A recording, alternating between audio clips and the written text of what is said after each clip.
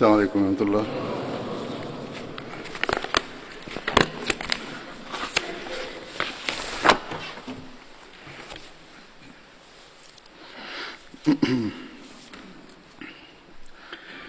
أشهد أن لا إله إلا الله وحده لا شريك له وأشهد أن محمدا عبده ورسوله أما بعد فأعوذ بالله من الشيطان الرجيم بسم الله الرحمن الرحيم الحمد لله رب العالمين الرحمن الرحيم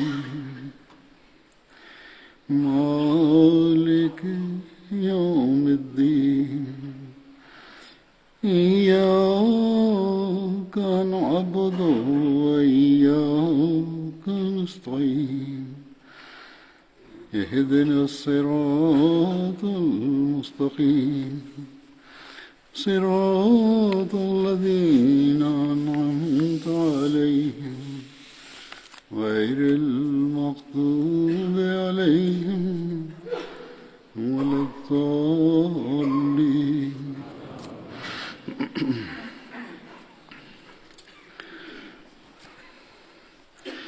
آج جن بدری صحابہ کا میں ذکر کروں گا ان میں پہلا نام ہے حضرت خراش بن سمہ انصاری کا. حضرت خراش کا تعلق خزرج کی شاخ بنو جشم سے تھا. آپ کی والدہ کا نام ام حبیب تھا. حضرت خراش کی اولاد میں سلمہ اور عبد الرحمن اور عائشہ شامل ہیں. حضرت خراش نے غزوہ بدر اور احد میں شرکت کی. احد کے دن آپ کو 10 زخم آئے. آپ رسول اللہ صلی اللہ علیہ وسلم کے ماہر تیر اندازوں میں سے تھے.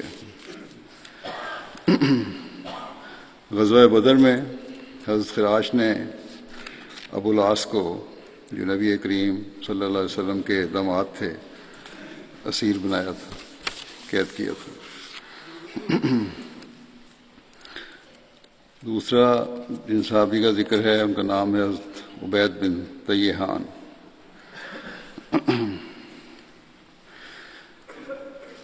حضرت عبید بن طیحان کا نام عتیق بن طیحان بھی بیان کیا جاتا ہے. ان کی والدہ کا نام لیلہ بنت انیق تھا. ان کے بعد والد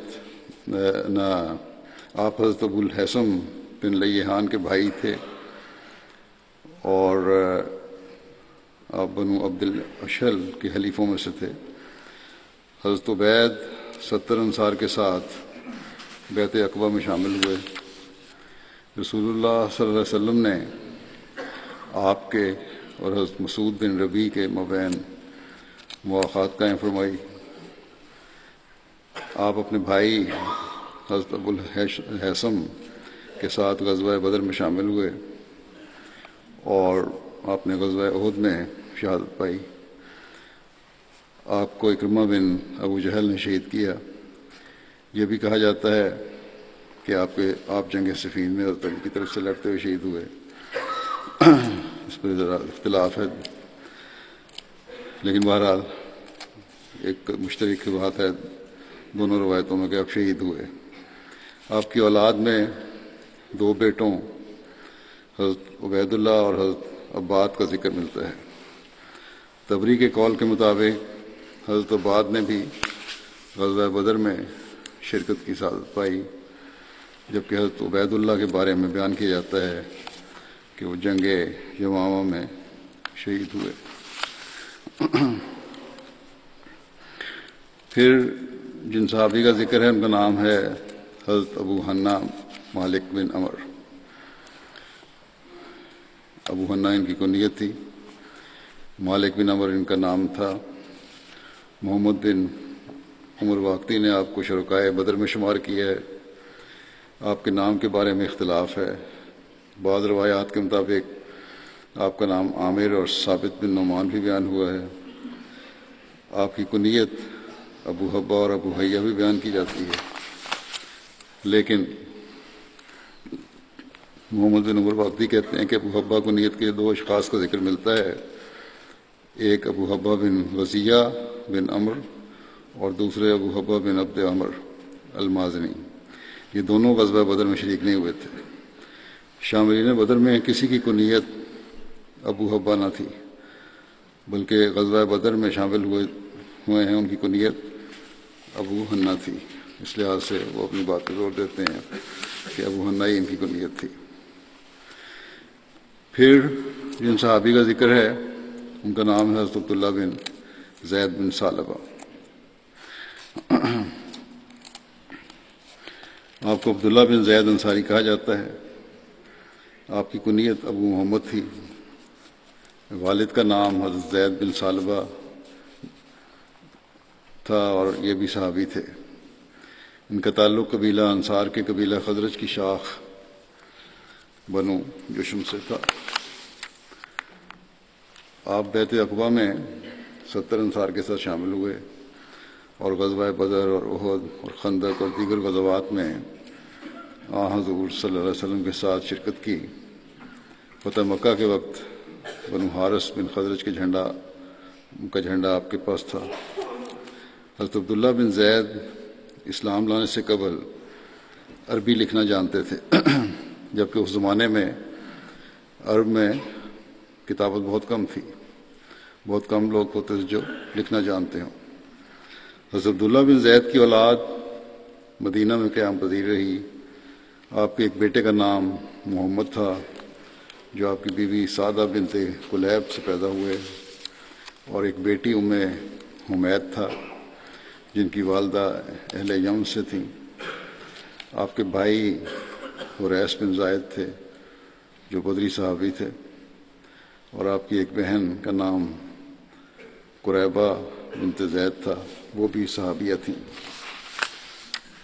حضرت عبداللہ بن زید وہ صحابی ہیں جن کو خواب میں اذان کے الفاظ بتائے گئے اور آپ نے حضور صلی اللہ علیہ وسلم کو اس کے متعلق آگاہ کیا، جس پر آپ صلی اللہ علیہ وسلم نے حضرت بلال کو حکم دیا کہ وہ ان الفاظ میں اذان دیں جو حضرت عبداللہ نے خواب میں دیکھے تھے۔ یہ واقعہ حضور صلی اللہ علیہ وسلم کے مسجد نبوی کی تعمیر کے بعد سن 1 ہجری کا ہے۔ اس کی کچھ تفصیل اس طرح ہے کہ حضرت ابو عمیر بن انس انصار میں سے تھے۔ اپنے چچوں سے روایت کرتے ہیں کہ انہوں نے کہا کہ نبی صلی اللہ علیہ وسلم نے سوچا کہ نماز کے لیے لوگوں کو کیسے جمع کیا جائے۔ آپ کو عرض کیا گیا کہ نماز کے وقت ایک جھنڈا نصب کر دیا جائے، جب لوگ اسے دیکھیں گے تو ایک دوسرے کو اطلاع کر دیں گے، مگر آپ صلی اللہ علیہ وسلم کو یہ تجویز پسند نہیں آئی۔ راوی کہتے ہیں کہ آپ سے نرسنگا کا ذکر کیا گیا، یعنی یہود کے بلانے کے طریق سے بلند آواز سے بلو کیا جاتا ہے، جو آپ نے اس کو بھی پسند نہیں فرمایا کہ یہ یہود کا طریق ہے۔ راوی کہتے ہیں پھر آپ سے ناقوس کا ذکر کیا گیا، آپ نے فرمایا کہ وہ نصارہ کا طریق ہے، اور حضرت عبداللہ بن زید واپس گئے اور رسول اللہ صلی اللہ علیہ وسلم کی فکر کی وجہ سے فکر مند تھے، دعا کی تو کہتے ہیں ان کو خواب میں اذان دکھائی گئی۔ حضرت عبداللہ بن زید ہی بیان کرتے ہیں کہ میں نے خواب میں دیکھا، ایک شخص کو دیکھا جس کے ہاتھ میں ناقوس تھا۔ میں نے اس سے پوچھا، اے بندہ خدا، تو اس ناقوس کو بیچے گا؟ اس نے کہا، تو اس سے کیا کرے گا؟ میں نے کہا کہ ہم اس کے ذریعے سے نماز کے لیے بلائیں گے۔ اس نے کہا، تو کیا میں تمہیں وہ بات بتا دوں جو اس سے بہتر ہے؟ میں نے کہا، کیوں نہیں؟ حضرت عبداللہ کہتے ہیں کہ اس نے کہا، پھر کہو۔ اذان کے الفاظ دہرائے کہ اللہ اکبر اللہ اکبر اللہ اکبر اللہ اکبر، اشہد ان لا الہ الا اللہ اشہد ان لا الہ الا اللہ اشہد ان محمد الرسول اللہ، اشہد ان محمد الرسول اللہ، حی علی الصلاۃ، حی علی الصلاۃ، حی علی الفلاح، حی علی الفلاح، اللہ اکبر، اللہ اکبر، لا الہ الا اللہ۔ اس کا ترجمہ ہی پڑھ دیتا ہوں، بچوں کے لیے اور نو مسلموں کے لیے فائدہ مند ہوتا ہے کہ اللہ سب سے بڑا ہے۔ اذان ہم لوگ سنتے ہیں لیکن پھر بھی بعضوں کو میں نے دیکھا ترجمہ نہیں آتا۔ اللہ سب سے بڑا ہے، اللہ سب سے بڑا ہے، یہ 4 دفعہ کہنا ہے۔ میں گواہی دیتا ہوں کہ اللہ کے سوا کوئی عبادت کے لائق نہیں، یہ 2 دفعہ کہنا ہے۔ پھر میں گواہی دیتا ہوں کہ محمد رسول اللہ صلی اللہ علیہ وسلم اللہ کے رسول ہیں، یہ بھی 2 دفعہ ہے۔ پھر نماز کی طرف آؤ، حی علی الصلاۃ، نماز کی طرف آؤ، حی علی الفلاح، کامیابی کی طرف آؤ، کامیابی کی طرف آؤ۔ اللہ سب سے بڑا ہے، یہ 2 دفعہ کہنا ہے۔ پھر اللہ کے لا الہ الا اللہ، اللہ کے سوا کوئی عبادت کے لائق نہیں۔ پھر کہتے ہیں یہ الفاظ دہرانے کے بعد وہ شخص مجھ سے تھوڑا سا پیچھے ہٹا اور پھر کہا کہ جب تم نماز کھڑی کرو تو یہ کہا کرو۔ پھر تکبیر کے الفاظ دہرائے کہ اللہ اکبر، اللہ اکبر، اشہد ان لا الہ الا اللہ، اشہد ان محمد رسول اللہ، حی علی الصلاۃ، حی علی الفلاح، قد قامت الصلاۃ، قد قامت الصلاۃ، اللہ اکبر، اللہ اکبر، لا الہ الا اللہ۔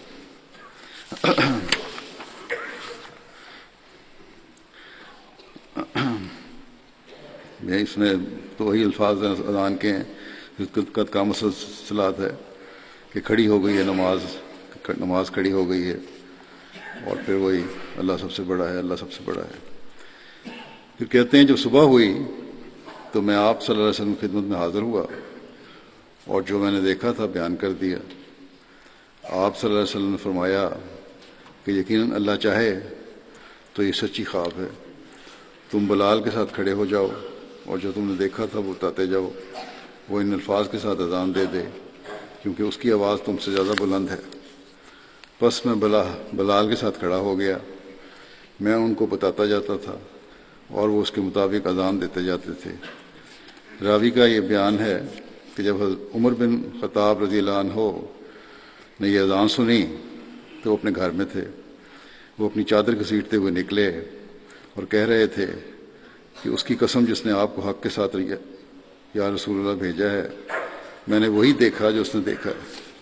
یہ سن کر آپ نے فرمایا کہ سب تعریف اللہ تعالیٰ کے لیے ہے۔ ایک دوسری روایت میں اس جگہ یہ الفاظ ملتے ہیں کہ اس پر حضرت صلی اللہ علیہ وسلم نے فرمایا کہ اللہ ہی کے لیے سب تعریف ہے، بس یہی بات پختہ ہے۔ اس میں اس کی تفسیر ختم النبیین میں بعض باتیں زائد حضرت مرزا بشیر احمد صاحب نے بیان فرمائی ہیں، مختلف تاریخوں سے لے کے۔ وہ بیان کرتے ہیں کہ جب نماز کے لیے اعلان یا اذان وغیرہ کا انتظام نہیں تھا تو صحابہ عموماً وقت کا اندازہ کر کے خود نماز کے لیے جمع ہو جاتے تھے، لیکن یہ صورت کوئی قابل اطمینان نہیں تھی۔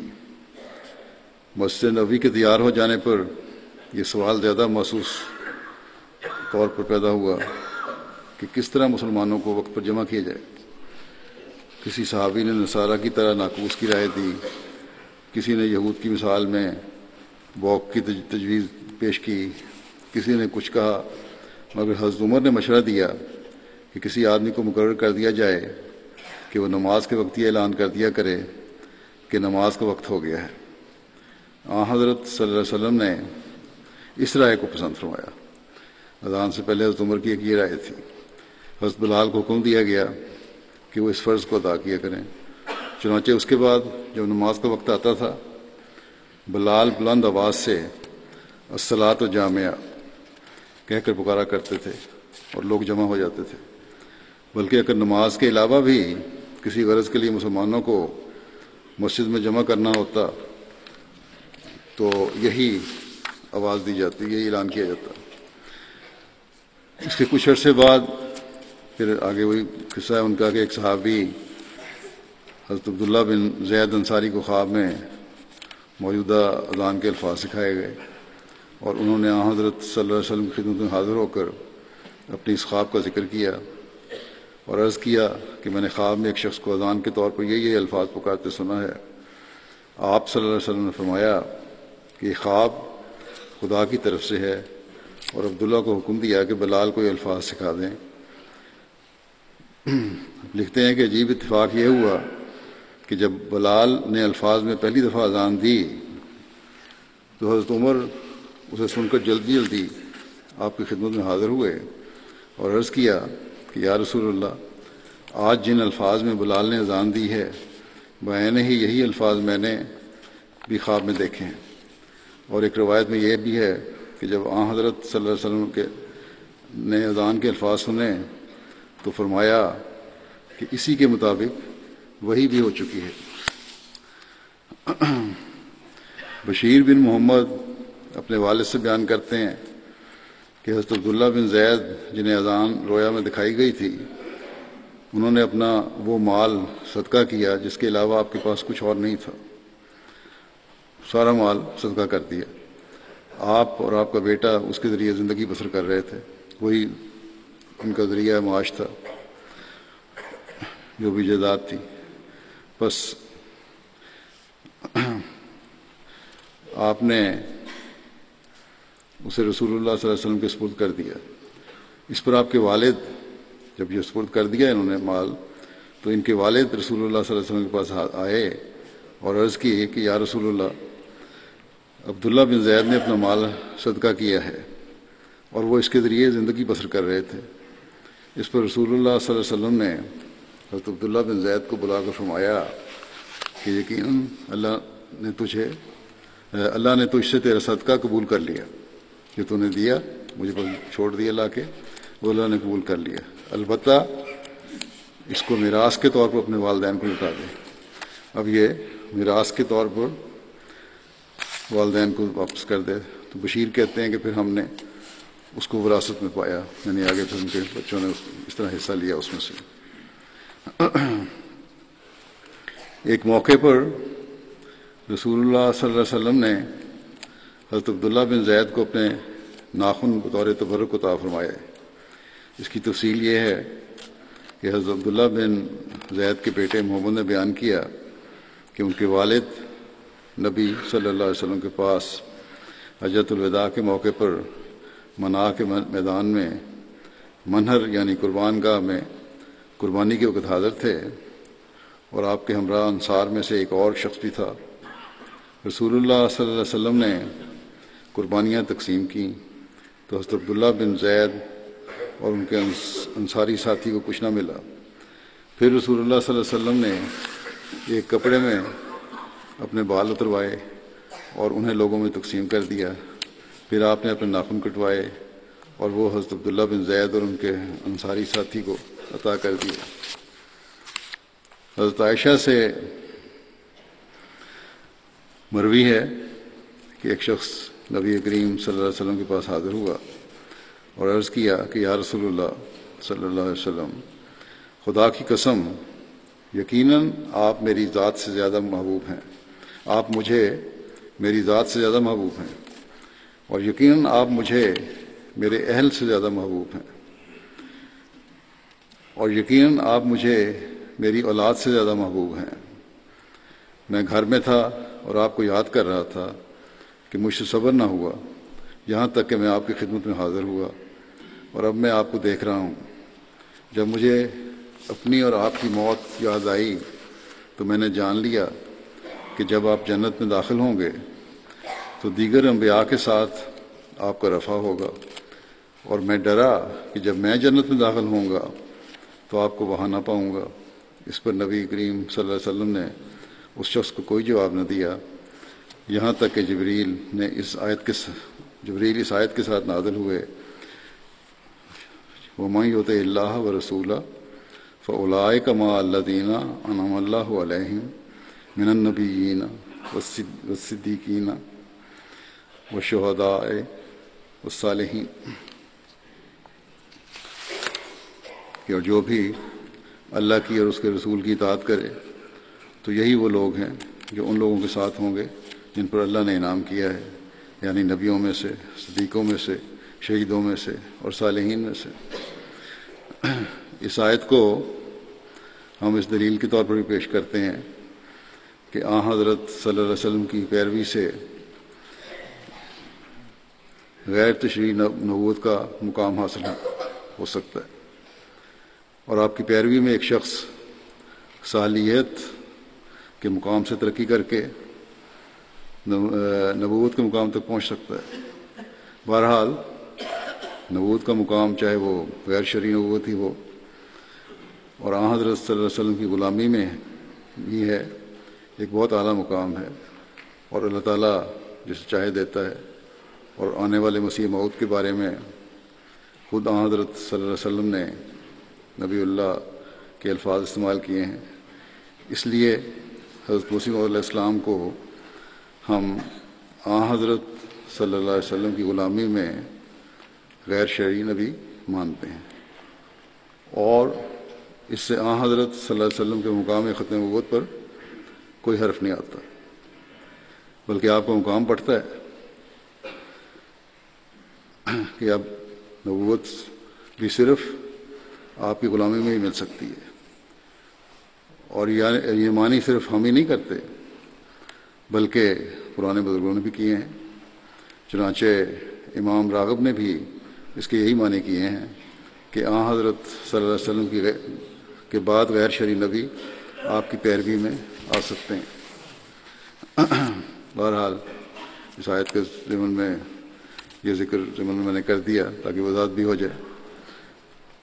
علامہ زرقانی لکھتے ہیں کہ مختلف کتب تفسیر میں یہ واقعہ آن حضور صلی اللہ علیہ وسلم کے غلام حضرت ثوبان کے متعلق ملتا ہے، جبکہ تفسیر ینبوع الحیات میں مقاتل بن سلیمان کے حوالے سے لکھا ہے کہ یہ حضرت عبداللہ بن زید انصاری تھے جنہوں نے رویا میں اذان دیکھی تھی۔ علامہ زرقانی لکھتے ہیں کہ اگر یہ بات درست ہے تو ممکن ہے کہ دونوں نے نبی صلی اللہ علیہ وسلم سے ایسی بات کا ذکر کیا ہو اور اس پر یہ آیت نازل ہوئی ہو، اور یہ بھی ذکر ملتا ہے کہ ایسی بات نبی کریم صلی اللہ علیہ وسلم کے کئی ساتھیوں نے کی تھی۔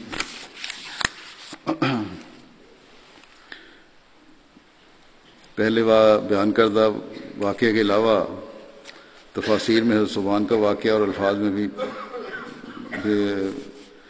بھی بیان ہوئے ہیں، جس کی تفصیل یہ ہے کہ حضرت ثوبان کو رسول اللہ صلی اللہ علیہ وسلم سے شدید محبت تھی اور آپ سے دوری میں زیادہ صبر نہیں کر سکتے تھے۔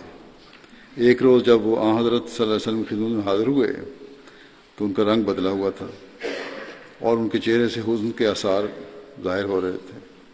اس پر رسول اللہ صلی اللہ علیہ وسلم نے پوچھا کہ کس چیز کے باعث تمہارا رنگ بدلا ہوا ہے؟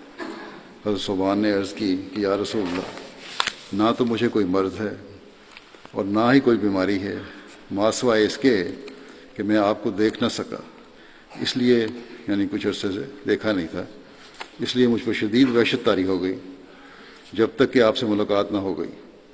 اسی طرح مجھے جب آخرت کی یاد آئی تو مجھ پر پھر خوف طاری ہوا کہ میں آپ کو نہ دیکھ سکوں گا، کیونکہ آپ کا تو انبیاء کے ساتھ رفع کیا جائے گا، اور اگر میں جنت میں چلا بھی گیا تو میرا مقام وہاں آپ کے مقام سے بہت ہی ادنا ہوگا، اور اگر میں جنت میں نہ داخل ہو سکا تو پھر میں کبھی بھی آپ کو نہ دیکھ سکوں گا۔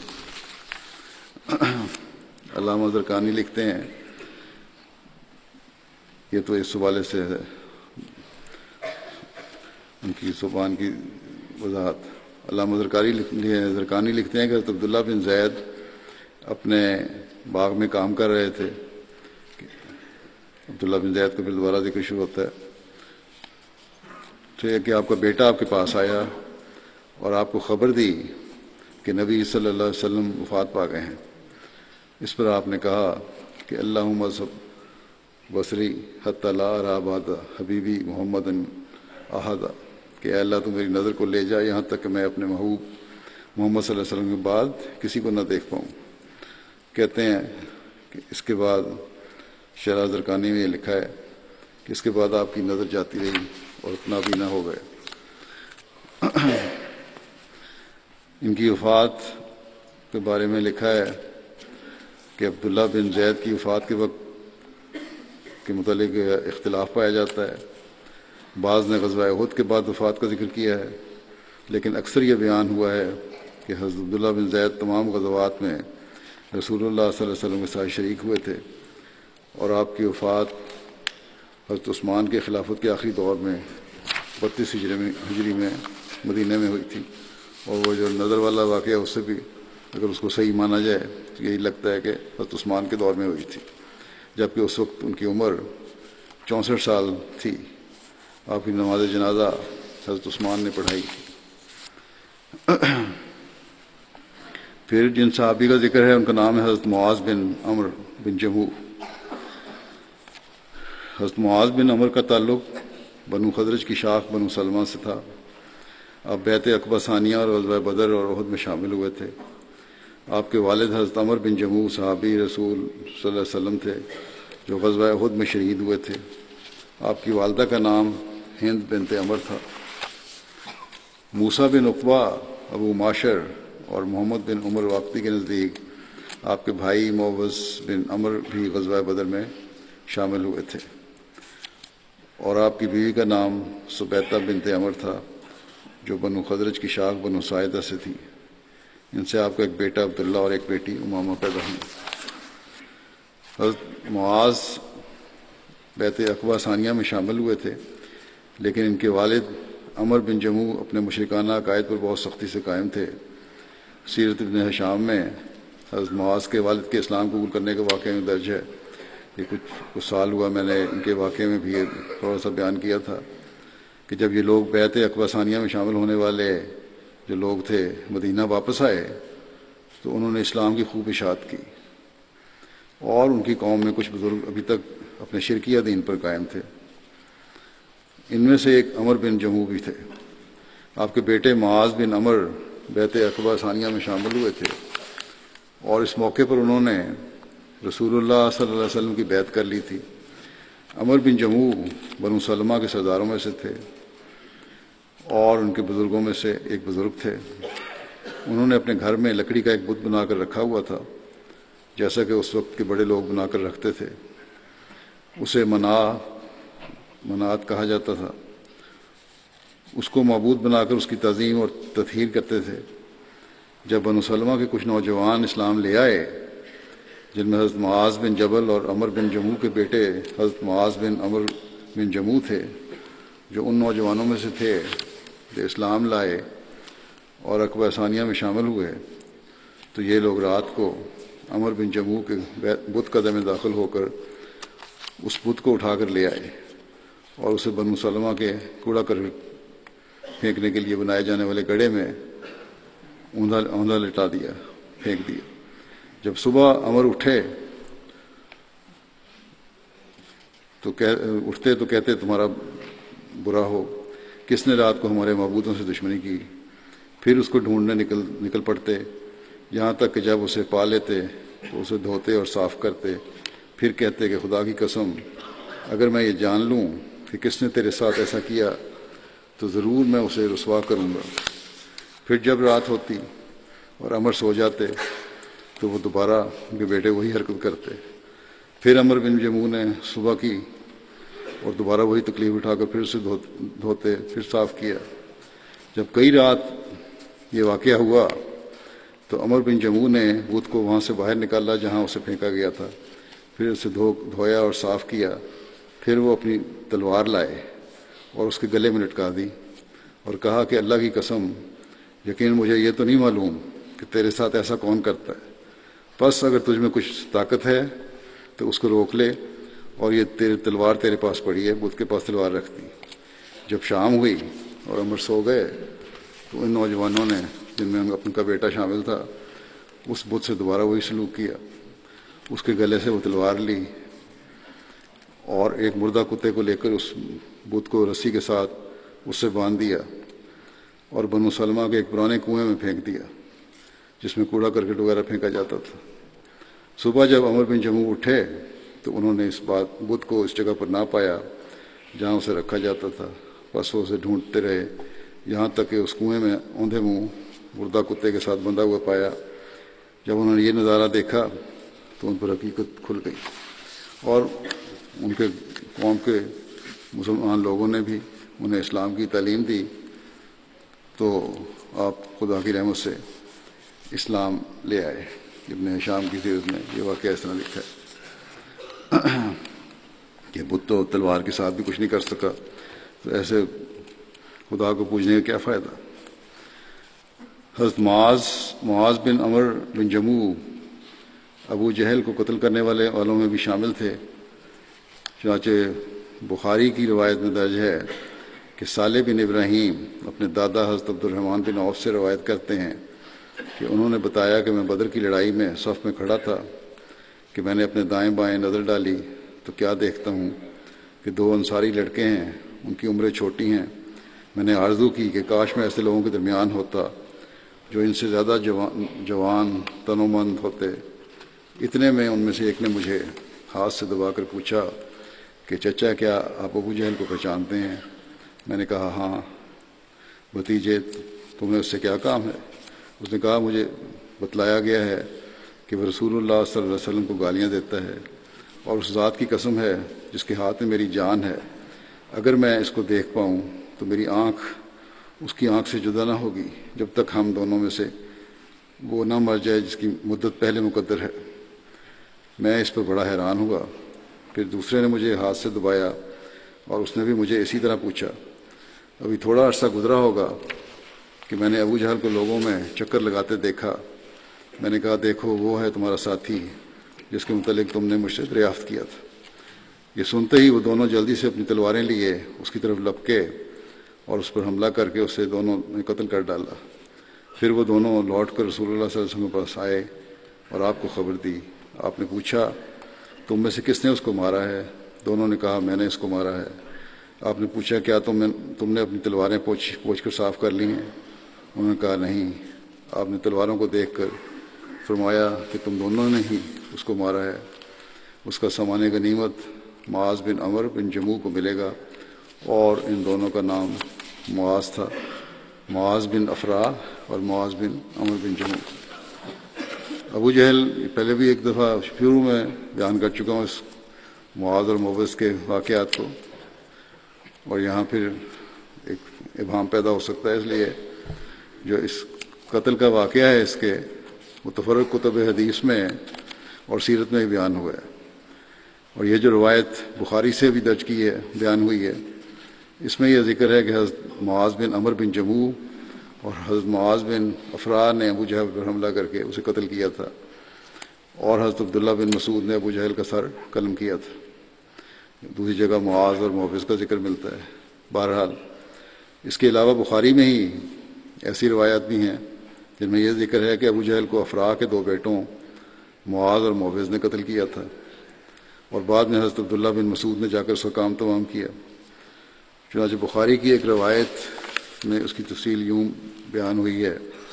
حضرت انس بیان کرتے ہیں کہ نبی کریم صلی اللہ علیہ وسلم نے جنگ بدر کے دن فرمایا کون دیکھے گا کہ ابو جہل کا کیا حال ہوا ہے؟ حضرت ابن مسعود گئے اور جا کر دیکھا کہ اس کو افرا کے دونوں بیٹوں معاذ اور موبز نے تلواروں سے مارا ہے کہ وہ مرنے کے قریب ہو گیا ہے۔ حضرت ابن مسعود نے پوچھا کیا تم ابو جہل ہو؟ حضرت ابن مسعود کہتے ہیں انہوں نے ابو جہل کی داڑھی پکڑی۔ ابو جہل کہنے لگا کیا اس سے بھی بڑھ کر کوئی شخص ہے جس کو تم نے مارا؟ یا یہ کہا کہ اس شخص سے بڑھ کر کوئی ہے جس کو اس کی قوم نے مارا ہو؟ یہ دونوں روایتیں بخاری میں ملتی ہیں۔ معاذ دو نام معاذ کے آتے ہیں، اور ایک جگہ معاذ اور موبز کے نام آتے ہیں۔ ایک جگہ دونوں کی ولدیت مختلف ہے، ایک جگہ ایک ہی باپ کے دونوں بیٹے کہلاتے ہیں۔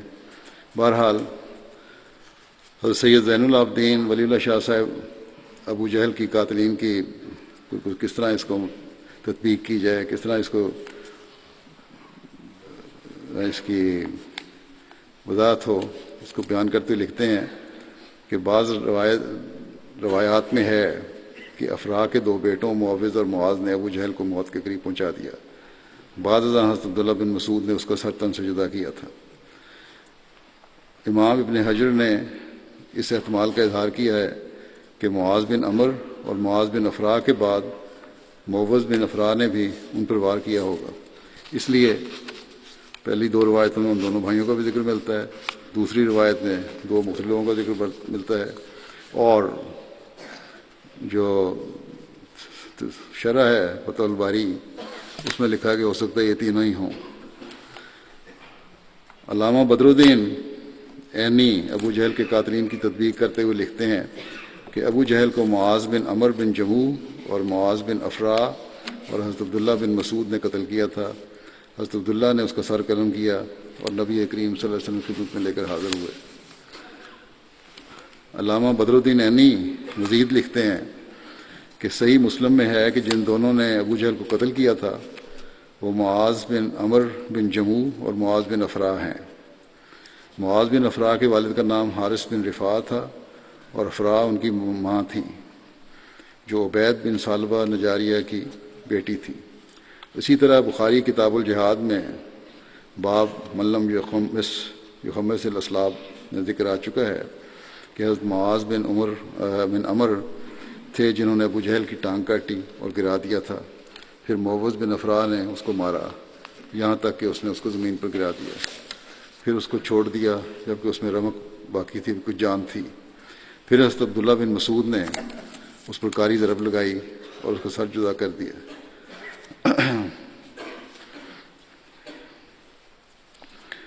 پھر یہ لکھتے ہیں کہ اگر تو کہے کہ ان تمام باتوں کو یوں اکٹھا بیان کرنے کی کیا ضرورت ہے تو میں یہ کہتا ہوں کہ شاید ابو جہل کا قتل ان سب کا کام تھا، اس لیے اکٹھا کیا ہے۔ زرقانی کی ایک روایت کے مطابق حضرت عبداللہ بن مسعود نے جب ابو جہل کو دیکھا تو اس کے حال میں پایا کہ آخری سانس لے رہا تھا۔ اس پر حضرت عبداللہ بن مسعود نے اپنی ٹانگ ابو جہل کی گردن پر رکھ کر کہا کہ اے اللہ کے دشمن، اللہ نے تجھے رسوا کر دیا ہے۔ اس پر ابو جہل نے متکبرانہ انداز میں کہا میں تو کوئی رسوا نہیں ہوا، اور کیا تم نے مجھ سے بھی معزز کسی اور شخص کو قتل کیا ہے؟ یعنی مجھے تو اس میں کوئی آر محسوس نہیں ہو رہا۔ پھر ابو جہل نے پوچھا کہ مجھے بتاؤ کہ میدان کس کے ہاتھ میں رہا، فتح اور کامیابی کس کے ہاتھ میں رہی؟ تو حضرت عبداللہ بن مسعود نے جواب دیا کہ اللہ اور اس کے رسول کی فتح ہوئی۔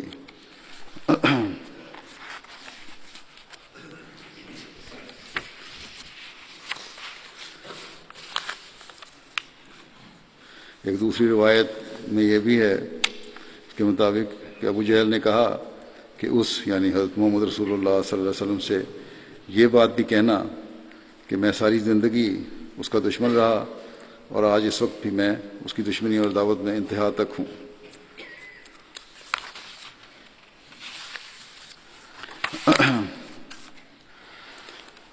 حضرت عبداللہ بن مسعود نے ابو جہل کا سر قلم کیا اور اس کا سر لے کر جب حضرت صلی اللہ علیہ وسلم کی خدمت میں حاضر ہوئے تو آپ صلی اللہ علیہ وسلم نے فرمایا کہ جس طرح میں اللہ کے نزدیک تمام نبیوں سے زیادہ معزز و مکرم ہوں اور میری امت اللہ کے نزدیک باقی تمام امتوں سے زیادہ معزز و مکرم ہے، اسی طرح اس امت کا فرعون باقی تمام امتوں کے فرعون سے زیادہ سخت اور متشدد ہے، اور اس کی وجہ یہ ہے کہ حتیٰ اذا ادرکہ الغرق قال آمنت انہ لا الہ الا الذی آمنت بہ بنو اسرائیل،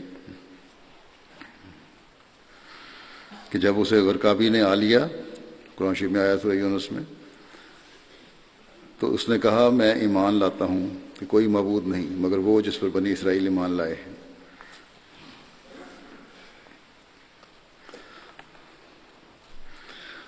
جبکہ اس امت کا فرعون دشمنی اور کفر میں بہت بڑھ کر ہے، جیسا کہ مرتے ہوئے ابو جہل کی باتوں سے ظاہر ہوتا ہے۔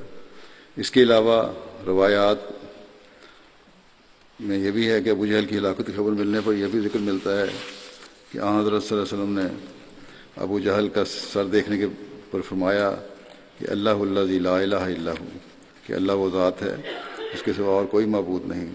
اسی طرح آپ صلی اللہ علیہ وسلم نے 3 مرتبہ یہ فرمایا الحمدللہ الذی اعز الاسلام و اہلہ، کہ ہر قسم کی تعریف کا مستحق اللہ ہے جس نے اسلام اور اس کے ماننے والوں کو عزت دی۔ اسی طرح یہ ذکر بھی ملتا ہے کہ حضرت صلی اللہ علیہ وسلم نے فرمایا کہ یقیناً ہر امت کا ایک فرعون ہوتا ہے، اور اس امت کا فرعون ابو جہل تھا، جسے اللہ تعالیٰ نے بہت ہی برے انداز میں قتل کروایا۔ حضرت معاذ بن عمر بن جموح کی وفات حضرت عثمان کے دور میں ہوئی۔ خلیفہ بن خیاط بن بیان کرتے ہیں کہ معاذ بن عمر بن جموح کو بدر کے دن ایک زخم لگا تھا۔ آپ اس کے بعد حضرت عثمان کے زمانہ تک قلیل رہے، پھر مدینہ میں وفات پائی۔ حضرت عثمان نے آپ کا جنازہ پڑھا اور آپ جنت البقیع میں مدفون ہوئے۔ حضرت ابو ہریرہ سے روایت ہے کہ رسول اللہ صلی اللہ علیہ وسلم نے فرمایا کہ معاذ بن عمر بن جموح کیا ہی اچھا شخص ہے، اللہ تعالیٰ ہزاروں ہزار رحمتیں نازل فرمائے ان لوگوں پر جو اللہ تعالیٰ اور اس کے حبیب کی محبت میں ڈوب کر ان کی رضا کو حاصل کرنے والے بنے۔ نماز کے بعد میں ایک جنازہ غائب بھی پڑھاؤں گا جو مکرم ملک سلطان ہارون خان صاحب کا ہے، جن کے 27 مارچ کو اسلام آباد میں ان کی وفات ہوئی تھی۔ انا للہ و انا الیہ راجعون۔ یہ ان کے بیٹے، بڑے بیٹے تقریباً سراپے کے داماد بھی ہیں، چھوٹی بیٹی سے گئے ہوئے ہیں۔ پیدائشی احمدی تھے ملک سلطان ہارون صاحب۔ ان کے والد کا نام کرنل ملک سلطان محمد خان صاحب تھا، جنہوں نے 23 سال کی عمر میں 1923 میں حضرت مسلم موعود رضی اللہ عنہ کے ہاتھ پر بیعت کی تھی اور اپنے خاندان میں اکیلے احمدی تھے۔ پھر ان کی شادی حضرت مسلم موعود نے کروائی محترمہ عائشہ صدیقہ صاحبہ بنت حضرت چودھری فتح محمد سفسیال کے ساتھ،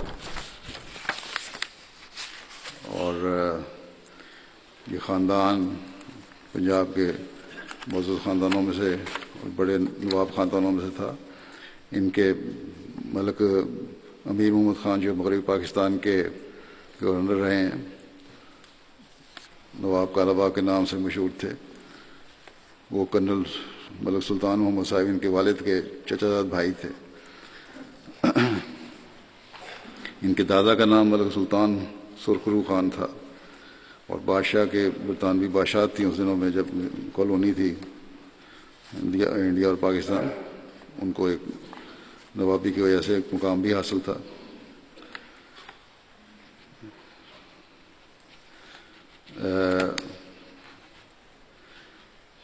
انہوں نے ان کو اپنے بیٹے ملک سلطان محمد خان صاحب کے 4 سال بعد احمدیت قبول کرنے کی توفیق نصیب ہوئی۔ سعادت تھی، فطرت تھی، باوجود اس کے دنیا دار لوگ تھے، لیکن دین کی طرف رجحان ہوا اور اللہ تعالیٰ نے اس سعادت کی وجہ سے ان کو احمدیت قبول کرنے کی توفیق عطا فرمائی۔ سلطان ہارون خان صاحب کی شادی صبیہ حمید صاحبہ بن چودھری عبدالحمید صاحب جو واپڈا میں ہوتے تھے جی ایم، ان کی بیٹی کے ساتھ ہوئی۔ خلیفۃ المسیح ثالث نے ان کا نکاح پڑھایا تھا، اور خلیفہ مسیح ثالث نے نکاح کے وقت یہ بھی فرمایا کہ چودھری فتح محمد سیال جو انگلستان مشن کے بانی تھے، پہلے مبلغ تھے، ان کے بارے میں فرماتے ہیں کہ وہ میرے محترم بزرگ تھے چودھری فتح محمد سیال، اور ان کے مجھ پر بہت احسان تھا۔ خلیفہ مسیح ثالث نے فرمایا کہ مجھے میری اس چھوٹی عمر میں اور ناتجربہ کاری کی عمر میں اپنے ساتھ لے جا کر میرے تجربے میں بڑی وسعت کے مواقع پیدا کیے، اور دیہات میں رہنے والوں کے لیے میرے دل میں جو لگاؤ پوشیدہ تھا، اس لگاؤ کو ظاہر ہونے کا موقع بھی مجھے چودھری فتح محمد سیال کے ساتھ رہنے کی وجہ سے ملا۔ خلیفہ مسیح ثالث فرماتے ہیں کہ اب بھی میں ایک سادہ دیہاتی سے جب مجھے اس سے ملاقات ہو بے تکلف بات کرنے میں خوشی محسوس کرتا ہوں، اور خوشی میں ایک شہری سے ملاقات کے وقت محسوس نہیں کرتا، کیونکہ شہریوں کو تکلف کی عادت ہوتی ہے، اور ان کی اس عادت کی وجہ سے ان سے ملاقات کے وقت بغیر جانے بوجھے ہم بھی تکلف کرنا شروع کر دیتے ہیں۔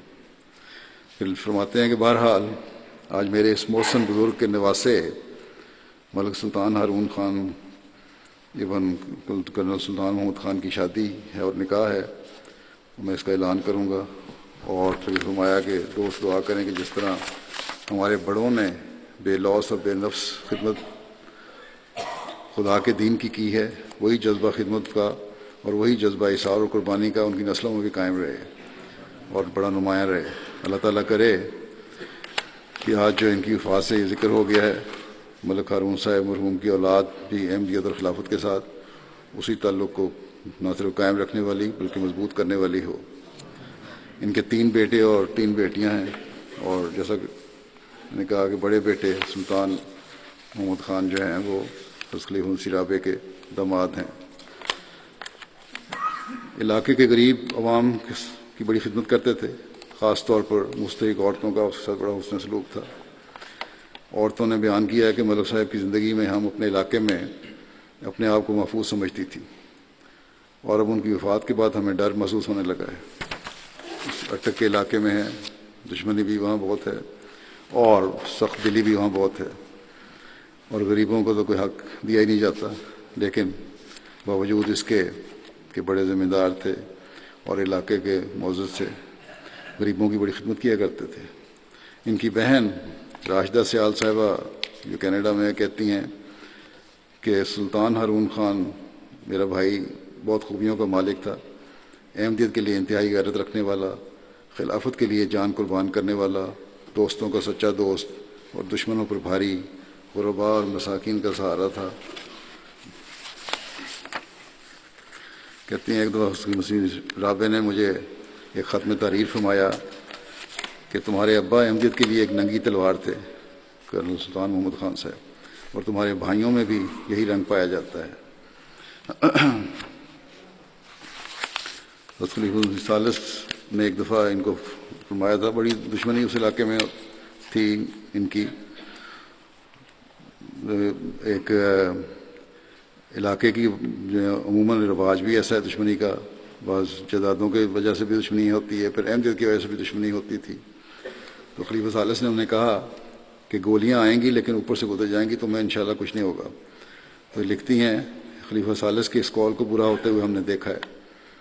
1977 میں فتح جنگ پولیس اسٹیشن پر آپ پر قاتلانہ حملہ ہوا، ملک سلطان ہارون پر گولیاں چلیں اور سر کے بالوں کو جھلساتے ہوئے گزر گئیں، لیکن آپ کو کوئی خراش تک نہیں آئی، اور اللہ تعالیٰ نے اعجازی رنگ میں محفوظ رکھا۔ غرباء اور مساکین کے لیے بہت سخی تھے، یہ لکھتی ہیں، کمزوروں اور بے سہارا لوگوں کے لیے سہارا تھے۔ آپ کے بڑے بھائی ملک سلطان رشید خان صاحب کہتے ہیں کہ ہمارے ابا جان مرحوم کے بعد ہمارے گھرانے کے اصل سردار وہی تھے۔ میری ہر کوشش کے باوجود جب بھی سلسلے کا کوئی کام ہوتا وہ ہمیشہ خاکسار سے آگے بڑھ جاتے تھے۔ حضرت مسیح علیہ السلام، خلفائے کرام اور سلسلے کے سچے عاشق تھے۔ ایک دفعہ 1974 کے واقعات کے بعد میرے سامنے ایک بڑے آفیسر نے ان سے کہا کہ آپ اپنے حضرت صاحب پر ایمان کی کیا حالت پاتے ہیں؟ تو پنجابی میں انہیں کہنے لگے کہ لوہے ورگا، کہ لوہے کی طرح مضبوط ہے میرا ایمان خلافت پر۔ حضرت خلیفہ مسیح رابع کی ہجرت کے سفر میں کراچی تک ہم رکاب تھے، ان کو ساتھ شامل ہونے کا موقع ملا، اور رشید صاحب لکھتے ہیں کہ میرے پاس جو حضرت خلیفہ مسیح رابع کے خطوط محفوظ ہیں، ان میں سے ایک خط میں حضور نے حضرت خلیفہ مسیح رابع رحمہ اللہ نے انہیں احمدیت کا جرنیل اور دوسری جگہ احمدیت کے لیے عشق اور غیرت کی ننگی تلوار قرار دیا۔ جہاں تک رات کے نوافل اور قرآن کریم کا تعلق ہے، رشید صاحب لکھتے ہیں کہ بہت کم لوگوں کو اس کا علم ہوگا کیونکہ اس کا ذکر بالکل نہیں کرتے تھے، لیکن دونوں چیزوں میں بے حد باقاعدہ تھے۔ لکھتے ہیں کہ بڑے بھائی کہ شاید مجھے بھی پتہ نہ لگتا اگر 2016 میں میری شدید بیماری میں ہم دونوں ایک ہی کمرے میں 4 ماہ تک کٹھے نہ رہے ہوتے۔ ان دنوں میرے لیے اٹھنا بیٹھنا مشکل تھا، میرے ساتھ رہتے تھے ایک کمرے میں میری تیمارداری کرنے کے لیے، اور پھر میں نے ان کو تلاوت اور نوافل کی مجھے باقاعدگی دیکھی، وہ قابل قدر تھی۔ کہتی ہیں میرے لیے ایک آدھ ملازم رکھ لیتے، میں نے ان کو کہا کہ آپ جو تکلیف کرتے ہیں میرے ملازم رکھ لیتے ہیں، وہ میری خدمت کر دیا کرے گا۔ انہوں نے کہا کہ جب میں آپ کے پاس موجود ہوں تو ملازم کی کیا ضرورت ہے۔ پھر رشید صاحب لکھتے ہیں کہ بڑے نافع الناس وجود تھے، 9-10 اسکول بنوائے ہر طرح کہ اگر کبھی ایسا موقع آیا کہ آمدنی زیادہ ہوئی اور اسکول کے لیے دے نہیں سکے تو ایک موقع پر انہوں نے خود مزدوروں کے ساتھ مزدوری بھی کی اور مزدوروں کو کہا کہ تمہارے سے زیادہ میں کام کرتا ہوں. کوئی یہ نہیں تھا احساس کہ میں کسی نواب کا بیٹا ہوں یا علاقے کا بڑا ذمہ دار ہوں.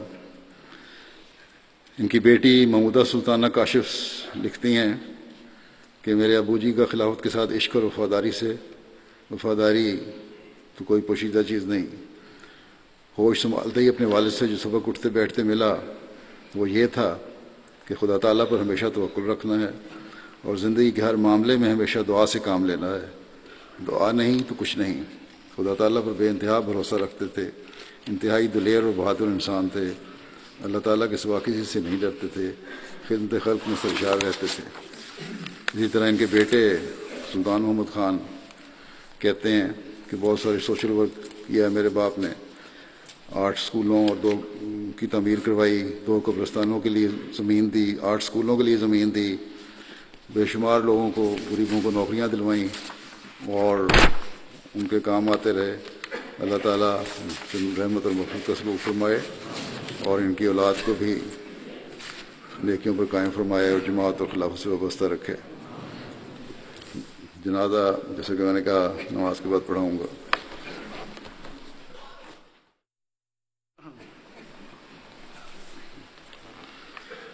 الحمد لله نحمده ونستعينه ونستغفره ونؤمن به ونتوكل عليه ونعوذ بالله من شرور أنفسنا ومن سيئات أعمالنا. من يهده الله فلا مضل له ومن يضلل فلا هادي له. ونشهد أن لا إله إلا الله ونشهد أن محمدا عبده ورسوله. عباد الله رحمكم الله إن الله يأمر بالعدل والإحسان وإيتاء ذي القربى وينهى عن الفحشاء والمنكر والبغي يعظكم لعلكم تذكرون. اذكروا الله يذكركم وادعوه يستجب لكم ولذكر الله أكبر.